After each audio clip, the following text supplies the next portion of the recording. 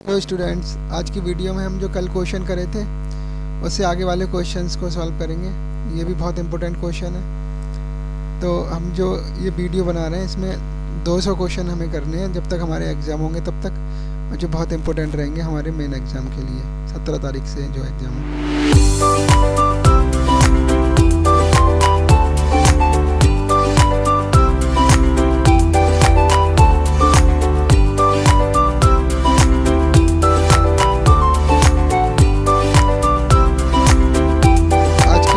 हमारा जो पहला क्वेश्चन है वो है, वह शुगर जो हाइड्रोलिसिस पर ओनली ग्लूकोज देती है। तो अब जो हमारा आज का जो आंसर रहेगा उसमें 4 ऑप्शन दे रखे हैं, लैक्टोज, माल्टोज, फ्रक्टोज और सुक्रोज। तो लैक्टोज, माल्टोज और जो सुक्रोज है वो हमारे डाइसैकेराइड है, तो सही आंसर हमारा हो जाएगा बी। सुक्रोज को बोलते हैं हम गन्ने की शर्करा, माल्टोज को माल्ट की शर्करा और लैक्टोज को बोलते हैं दूध की शर्करा, जबकि फ्रक्टोज हमारा मोनोसैकेराइड है। ठीक है, तो अब जो हम देखेंगे अगला क्वेश्चन, फॉलोइंग में से कौन सा स्टेटमेंट स्टार्च के लिए सही है।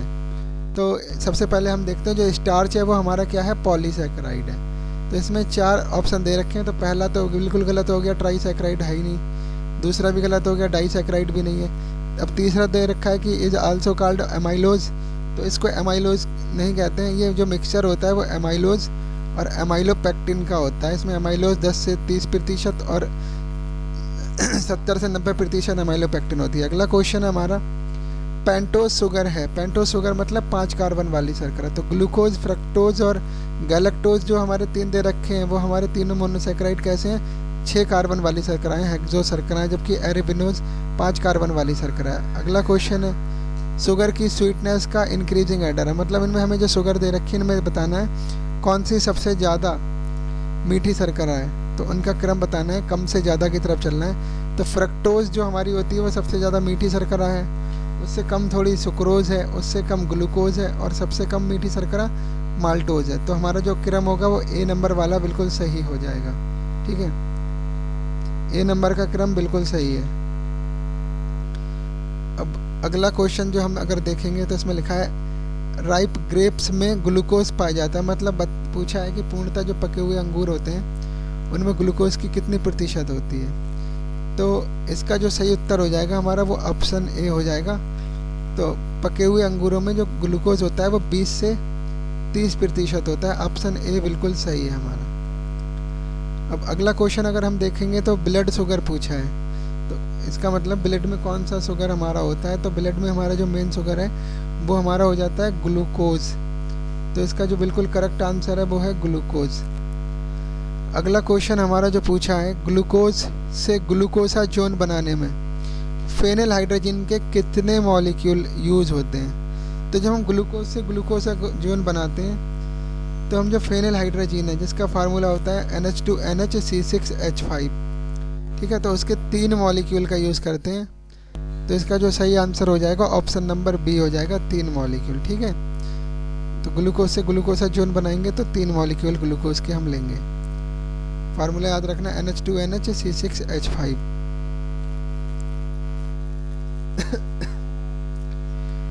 अब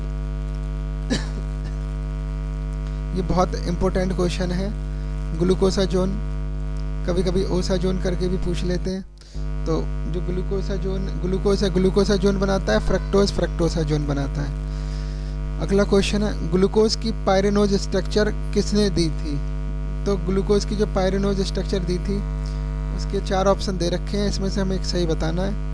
तो फिशर ने भी नहीं दी थी और हडसन ने भी नहीं दी थी, लेकिन इसका जो सही आंसर है वो है बी, हावर्थ एंड हिर्स्ट ने इसकी स्ट्रक्चर दी थी। अगला क्वेश्चन है, कौन सी डाइसैकेराइड शुगर म्यूटा रोटेशन नहीं दर्शाती है। तो ग्लूकोज हमारा यहाँ पर मोनोसैकेराइड है, लेकिन क्वेश्चन में डाइसैकेराइड पूछा तो ये तो होगा नहीं। सेलुलोज पॉलीसैकेराइड है, ये भी नहीं होगा, लेकिन बी में लैक्टोज है और सी में सुक्रोज है। लैक्टोज और सुक्रोज में से एक होगा, तो सुक्रोज हमारा म्यूटा रोटेशन शो नहीं करता है और सुक्रोज एक नॉन रिड्यूसिंग शुगर है। ठीक है, याद रखना है इसको। अगला क्वेश्चन है, फॉलोइंग में एपीमर जोड़ा पूछा है, कौन सा है। तो इसमें 4 ऑप्शन दे रखे हैं, तो इसका जो हमारा जो करेक्ट वाला आंसर हो जाएगा, तो एपीमर जोड़े के रूप में अगर हम देखेंगे तो ग्लूकोज और मैनोज जो हैं वो हमारे एपीमर जोड़े हैं। इनके C2 कार्बन के OH ग्रुप और OH और H के कॉन्फ़िगरेशन में चेंज रहता है सेकंड कार्बन के, ठीक है। तो ऑप्शन हमारा C सही हो जाएगा। अब अगला क्वेश्चन है, ब्लड में प्रिंसिपल बफर प्रेजेंट होता है।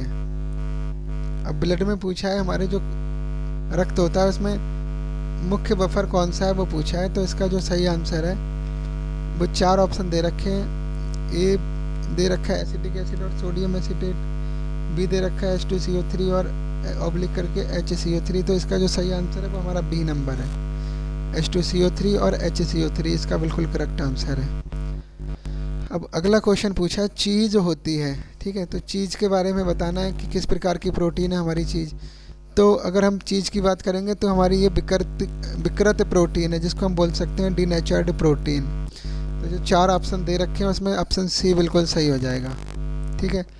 अब अगला क्वेश्चन पूछा है, कौन सी प्रोटीन वाटर में इनसॉल्युबल है, मतलब वाटर में अवेलेबल है। तो पहले नंबर पे गोलाकार प्रोटीन दे रखी है, इसको ग्लोबुलर बोलते हैं। दूसरे में फाइब्रस दे रखी है, तंतुमय प्रोटीन। तीसरा दे रखा है ए और बी दोनों, और चौथा दे रखा है नन ऑफ दीज। तो वाटर में जो अवेलेबल प्रोटीन है हमारी वो हमारा ऑप्शन नंबर हो जाएगा सही बी, फाइब्रस प्रोटीन हमारी इनसॉल्युबल है वाटर में। लास्ट है हमारा पेप्टाइड बॉन्ड होता है, ये पेप्टाइड बॉन्ड है इनमें से। तो 4 ऑप्शन दे रखे हैं हमारे, तो सही आंसर हमें बताना है।